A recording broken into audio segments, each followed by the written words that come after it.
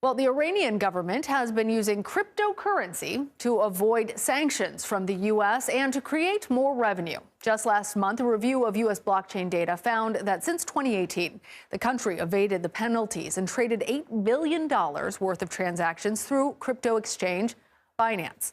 A new article from the Middle East Institute dives into the benefits and setbacks crypto provides for the Iranian regime.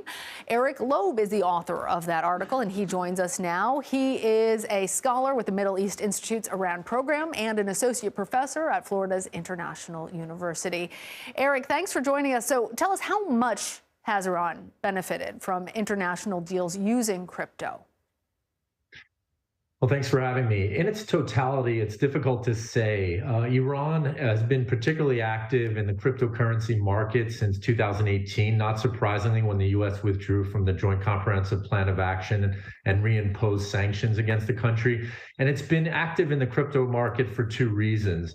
Number one is to, of course, circumvent sanctions and conduct financial transactions using cryptocurrency. And as you noted, and as the U.S. Justice Department has noted as well, that this has amounted to $8 billion. And then also it's using crypto mining to collect revenues and reserves to be able to pay for imports and exports, again, to bypass sanctions.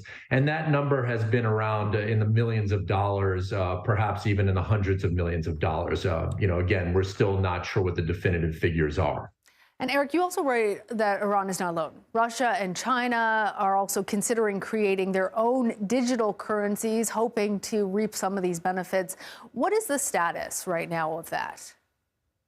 Right. So since 2018, when the United States reimposed sanctions on Iran and even intensified them against Russia and China, all three countries got involved in negotiations and cooperative agreements along with other countries, around cryptocurrency, and announced plans to launch their own crypto or digital currency, which has been put on hold. Since 2021 and 2022, we've seen other countries do so with little success and fanfare. Due to volatility and economic uncertainty and much controversy internationally and domestically, countries like El Salvador and the Central African Republic. So given those issues, it appears that those three countries, Iran, Russia, and China, have put those plans on hold. Well, when you're talking about volatility, most people aren't thinking about geopolitical volatility when they're thinking about Bitcoin.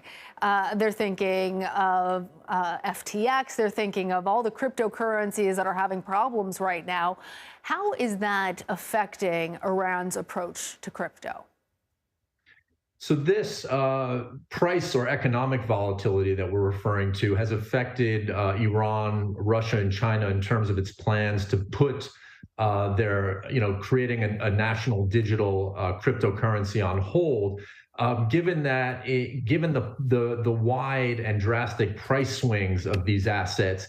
It could overnight wipe out the pensions and savings of people. It could create, these currencies to plummet overnight. It could create high risks for large transactions, financial transactions, and even large transactions on imports and exports.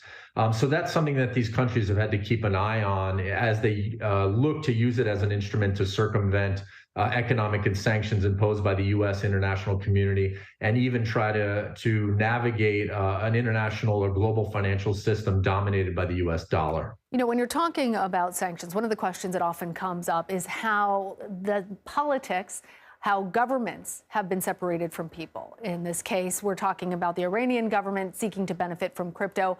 Tell us, are the Iranian people getting anything out of it?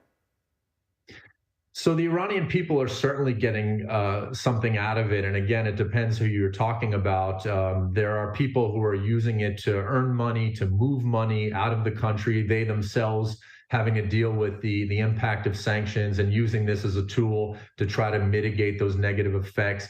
And some ostensibly are using it for nefarious purposes, for money laundering and for other illicit financial activities. And others are using it for innocuous purposes, again, just to earn a paycheck or to try to survive financially during these strenuous economic times where you compounded by sanctions, by supply chain shortages, by rising inflation.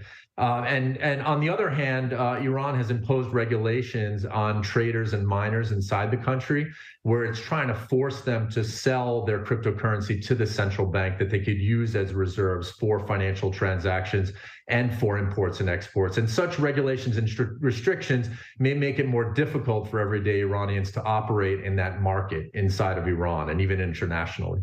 All right, Eric Loeb, thank you for the deeper dive, a new perspective on a topic that everybody seems to have on their lips right now with cryptocurrency. Thanks again for having me, and Happy New Year to you.